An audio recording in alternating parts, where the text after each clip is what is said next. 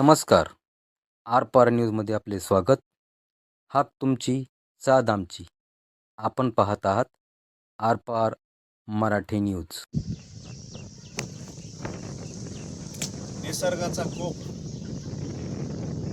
कैलासवासी दिगंबर उमराव ससाने रात्री झालेल्या वादळामध्ये गारपीट आणि विजेच्या कडकडाट सगट पाऊस झाला.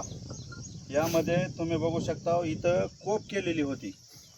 शेतकरी म्हणल्याच्या नंतर शेतामध्ये राखण करण्यासाठी अशी विळूची कोप केलेली होती आणि ह्या कोपीमध्ये ते बसलेले होते. परंतु त्यांना निसर्गाचा कोप असा होईल ही माहिती नसल्यामुळं ते या ठिकाणी बसले. आता बघू शकता एवढं मोठं आंब्याचं झाड पडलेलं आहे आणि ह्याच्या खाली दबल्याच्या नंतर वाचणं शक्यच नाही. म्हणून शेतकऱ्यांनी ही काळजी घेणं गरजेचं आहे. आज या कुटुंबावरती, आमच्या कुटुंबावरती खूप मोठा दुःखाचा डोंगर कोसळलेला आहे. परंतु निसर्गाच्या पुढे काही चालत नाही. ज्यांनी आंब्याचं झाड लावलं त्याच आंब्याच्या झाडाखाली त्यांना जावं लागलं. ही शेतकऱ्याची करुण आणि दुर्दैवी कहाणी आहे. झाडाचं रोपटं त्यांनीच लावलं. आज या झाडाला कमीत कमी 5,000 आंबे लागलेले आहेत.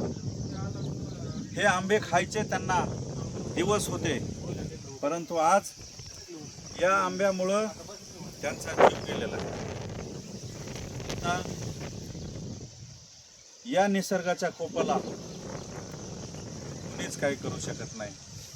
जे देवाच्या मनी जे करून अंत करणारे त्यांना भावपूर्ण श्रद्धांजली. रात्री झालेल्या वाऱ्यामध्ये नवीन त्यांनीच दिगंबर ससाने यांनी त्यांच्या शेतामध्ये शेतातील कष्टाचे पैसे त्यामध्ये घालून स्वतः डीपी घेतला.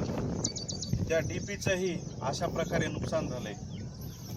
सर्व विद्युत खांब पडलेले आहेत. एवढंच नाही तर ते ज्या ठिकाणी राहत होते त्या ठिकाणचं चिंचाचं झाडही त्यांच्या दारापुढं पडून त्यांचे जे कुटुंब होतं त्यांनाही बाहेर येता आलं नाही.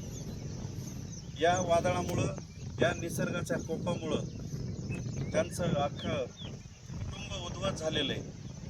तसंच सोनेजवळा शिवारामध्ये इसोपडगाव मंडळामध्ये बऱ्याच ठिकाणी अशी पडझड झालेली, विद्युत खांब मोडलेले आहेत. तरी प्रशासनानं तात्काळ याची दखल घेऊन वीज सुरळीत करण्यात यावी आणि शेतकऱ्याला तातडीची मदत कशी देता येईल हे नियोजन करावे.